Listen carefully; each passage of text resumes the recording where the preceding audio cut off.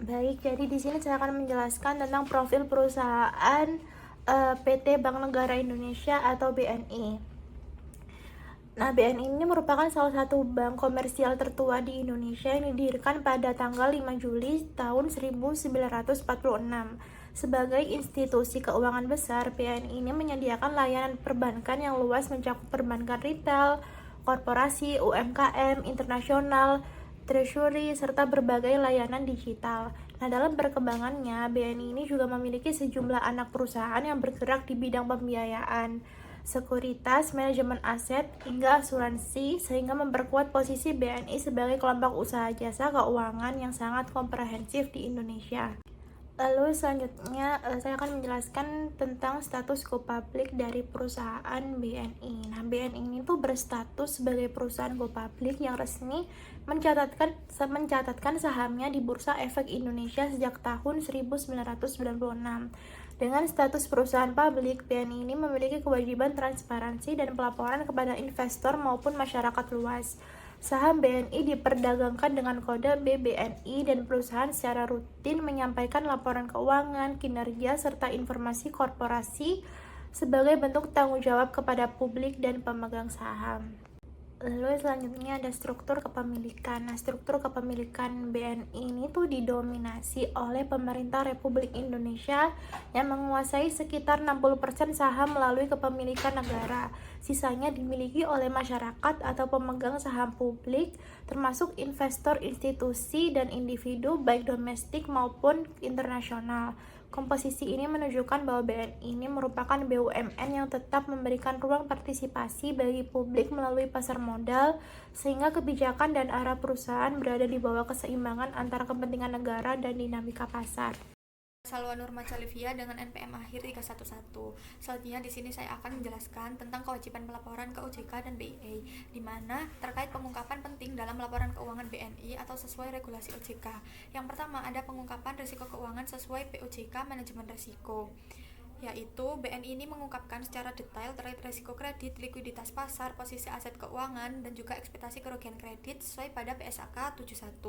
Nah, ini sesuai dengan ketentuan POJK 18 atau POJK 3 tahun 2016 tentang penerapan manajemen risiko bank umum dan juga PSAK 71 tentang pengukuran ECL atau expected credit loss. Nah, yang kedua ada pengungkapan informasi entitas anak. Nah, BNI ini melaporkan aktivitas entitas anak yang bergerak di asuransi, pembiayaan, perbankan, dan juga sekuritas. Ini memenuhi kewajiban POJK konsolidasi laporan keuangan bank terkait transparansi grup perusahaan untuk investor BEI. Nah, yang ketiga ada pengungkapan kebijakan akuntansi, yaitu kesesuaian kebijakan akuntansi ini merupakan syarat utama OJK dan juga BEI agar laporan ini dapat dibandingkan, transparansi, dan juga dapat diaudit dengan standar tinggi, yaitu terkait dari pengungkapan penting dalam laporan keuangan BNI sesuai dengan regulasi OJK. Nah, yang pertama ada laporan keuangan tahunan atau audited. BNI ini menyampaikan laporan tahunan lengkap termasuk laporan keuangan konsolidasian, laporan segmen operasi, dan juga laporan risiko. Yang kedua ada laporan triwulan dan juga bulanan atau bank umum, yaitu struktur pengungkapan risiko kredit dan juga aset produktif yang menunjukkan bahwa BNI ini telah mengikuti format OJK bagi bank umum. Yang terakhir ada pengungkapan entitas anak, yaitu kepatuhan terhadap konsolidasi grup dan juga regulasi sesuai dengan POJK 6, POJK 03 pada tahun 2021 terkait transparansi bank. Berikutnya yaitu terkait dari kepatuhan BNI terhadap kewajiban pelaporan ke BEI atau ADX. Yang pertama ada pengungkapan segmen. Jadi BNI ini mengungkapkan informasi lengkap segmen operasi, pendapatan laba, dan aset.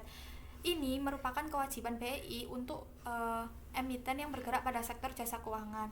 Yang kedua ada pengungkapan risiko dan juga manajemen. BNI ini melaporkan secara lengkap terkait risiko kredit, risiko pasar, dan juga risiko likuiditas yang menjadi dasar investor BEI dalam menilai profil risiko bank. Nah, yang terakhir pengungkapan transaksi dan juga exposure internasional.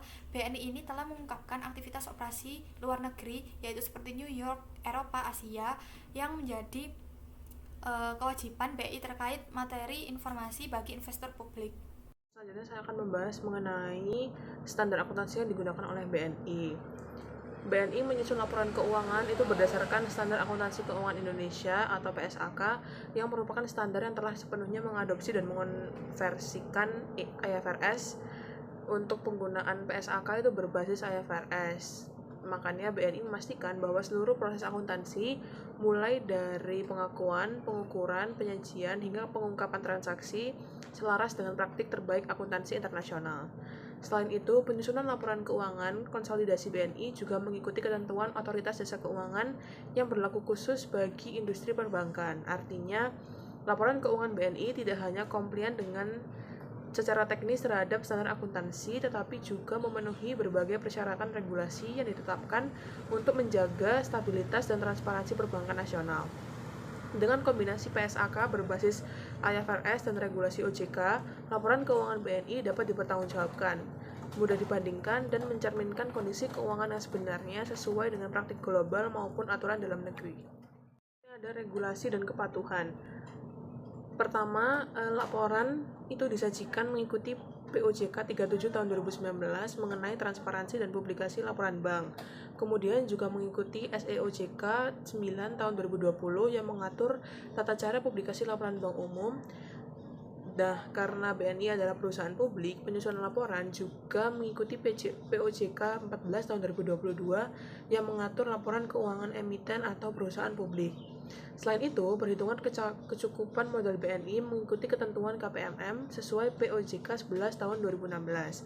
Beserta seluruh perubahannya, semua regulasi ini memastikan bahwa informasi yang disampaikan oleh BNI itu konsisten, dapat diaudit, dan memenuhi standar transparansi yang diwajibkan oleh regulator.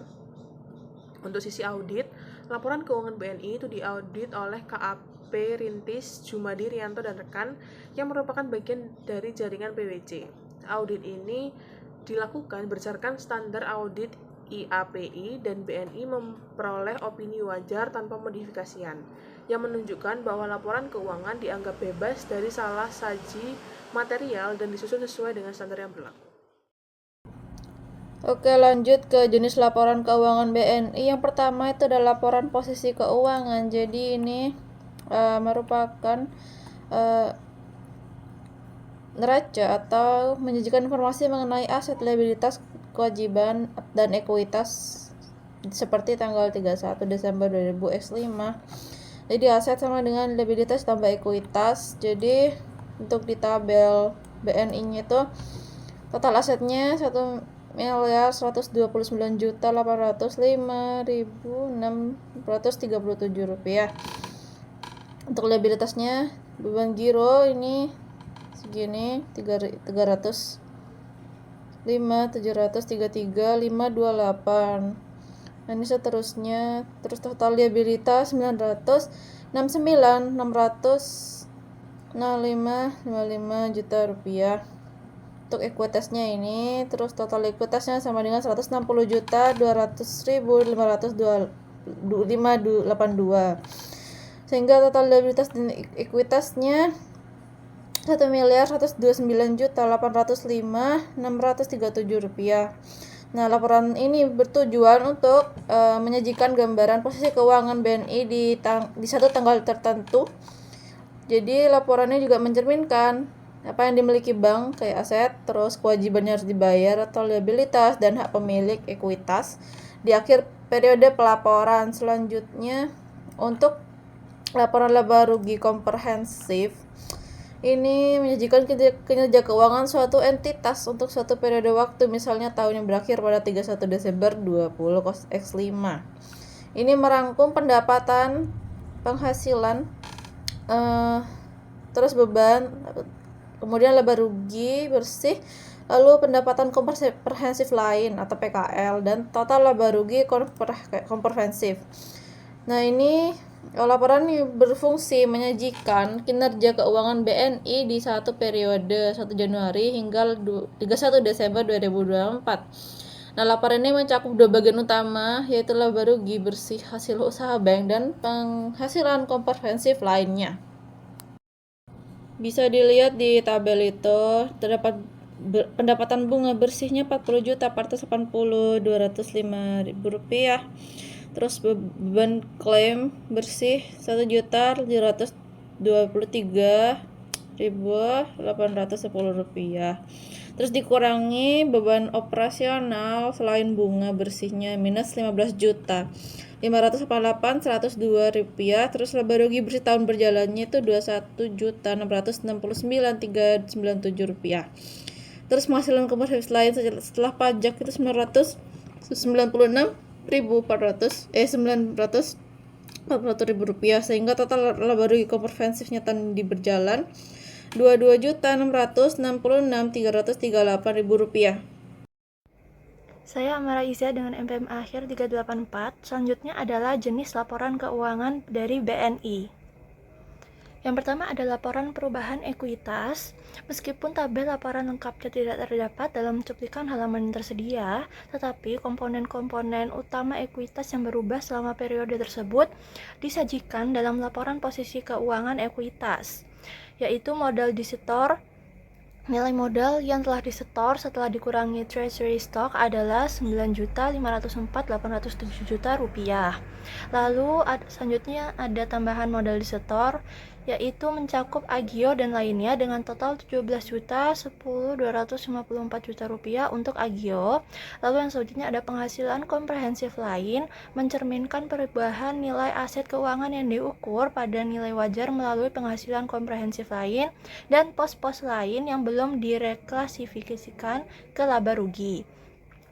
Lalu yang selanjutnya laba atau rugi mencakup laba tahun-tahun lalu dan laba tahun berjalan setelah dikurangi dividen yang dibayarkan. Lalu yang selanjutnya ada laporan arus kas. Laporan ini menyajikan informasi tentang penerimaan dan pengeluaran kas BNI dan entitas anak selama periode 31 Desember 2024. Laporan ini mengklasifikasikan arus kas ke dalam 3 aktivitas utama, yaitu operasi, investasi, dan pendanaan. Sehingga posisi kas dan setara kas BNI atau konsolidasian adalah sebagaimana yang tercantum pada tabel di PPT. Pos-pos total kas dan setara kas, nilai konsolidasiannya pada tanggal 31 Desember 2024 yaitu Rp104.074.764 dan nilai konsolidasian 31 Desember 2023-nya itu senilai Rp154.879.93 juta rupiah. Kemudian yang terakhir untuk bagian E, catatan atas laporan keuangan atau CALK. Ini merupakan bagian dan tidak terpisahkan dan wajib dari laporan keuangan konsolidasian. Ini berfungsi memberikan penjelasan aktif atau rincian item yang telah disajikan dalam 4 laporan utama dan mengungkapkan informasi tambahan yang diwajibkan oleh standar akuntansi keuangan atau SAK dan regulasi terkait.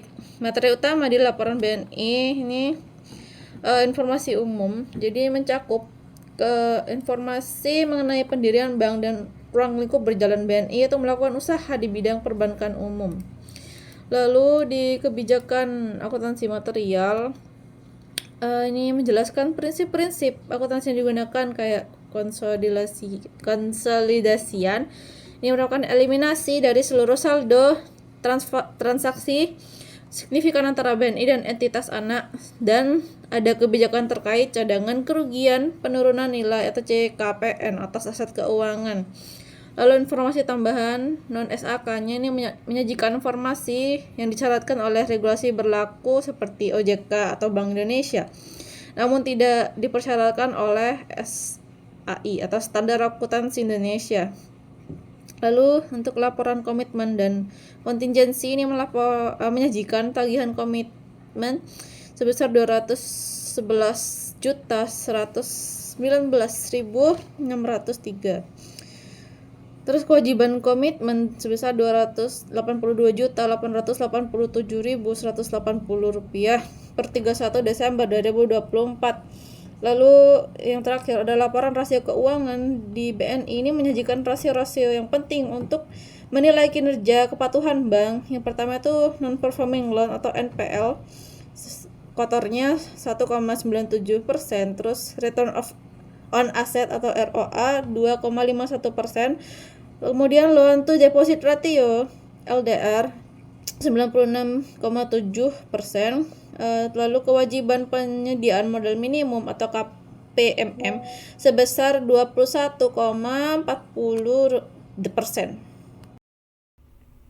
Perkenalkan, nama saya Ruth Marta Masronenggolan dengan MPM terakhir 310. Di sini saya akan menjelaskan mengenai informasi segmen operasi dari PT Bank Negara Indonesia Persero Tbk.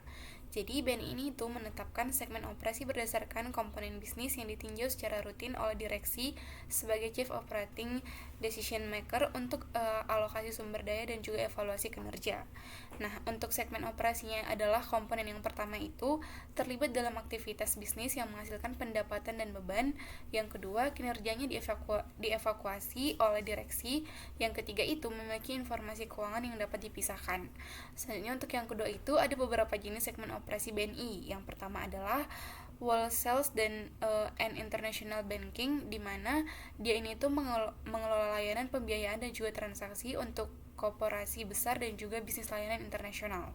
Yang kedua itu ada institutional banking yang meliputi pinjaman, simpanan, dan transaksi lainnya yang juga meliputi untuk pihak kementerian, lembaga pemerintah, yayasan, serta universitas. Nah, selanjutnya yang ketiga itu ada enterprises and commercial banking, di mana melayani nasabah skala komersial dan juga menengah atau mid-size, termasuk dengan kredit dan juga simpanan. Yang keempat ada namanya retail banking.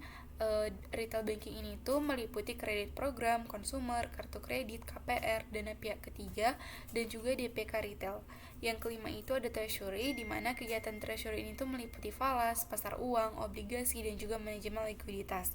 Dan yang keenam itu ada yang namanya kantor pusat, di mana kantor pusat ini mengelola aset dan juga liabilitas grup yang tidak ditangani segmen lain, termasuk alokasi biaya pusat. Nah, kinerja segmen ini tuh diukur menggunakan laba sebelum pajak atau profit before tax yang sejalan dengan praktik internal manajemen. Laba ini tuh mencerminkan kontribusi segmen terhadap laba konsolidasian BNI tanpa mempengaruhi keputusan pajak secara langsung. Head office ini tuh biasanya menunjukkan rugi karena menampung beban pusat, termasuk biaya administrasi, alokasi sistem IT, dan juga biaya manajemen lainnya. Assalamualaikum warahmatullahi wabarakatuh. Perkenalkan, nama saya Zafira Zara Mufidatul Ilma dengan NPM 24014010314. Pada kesempatan kali ini saya akan menjelaskan slide terkait ikhtisar laba rugi tahun 2024 dan posisi keuangan, aset, debitur, ekuitas. Untuk yang ikhtisar laba rugi tahun 2024 ini bisa dilihat bahwa laba BNI tahun 2024 itu tercatat sebesar 21,67 triliun. Sedikit meningkat dibanding tahun 2023 yang besarnya di angka 21,10 triliun rupiah. Nah, untuk total komprehensif juga naik menjadi 22,66 triliun rupiah. EPS-nya ini ikut meningkat menjadi 576, di mana ini menunjukkan nilai tambah yang lebih besar untuk pemegang saham. Secara keseluruhan, performa laba BNI itu tetap stabil meskipun ada tekanan biaya operasional. Lalu posisi keuangannya ini membahas terkait total aset yang meningkat menjadi 1,129 triliun rupiah atau tumbuh sekitar 4% dibanding tahun sebelumnya. Nah, ini liabilitas tercatat sebesar 969 triliun rupiah, sedangkan ekuitasnya meningkat menjadi 160 triliun rupiah. Naiknya cukup signifikan dari tahun 2023. Jadi peningkatan ekuitas ini tuh menunjukkan penguatan struktur pemodalan yang menjadi fondasi penting bagi ekspansi bisnis ke depannya. Nama saya Maida Syaril Azaria Hidayat dengan NPM 240130101331. Selanjutnya saya akan menjelaskan rasio keuangan utama. Dari sisi profitabilitas, ROE berada pada level 2,51% dan ROE itu sebesar 15,81%, menunjukkan bahwa kemampuan bank dalam menghasilkan laba masih kuat.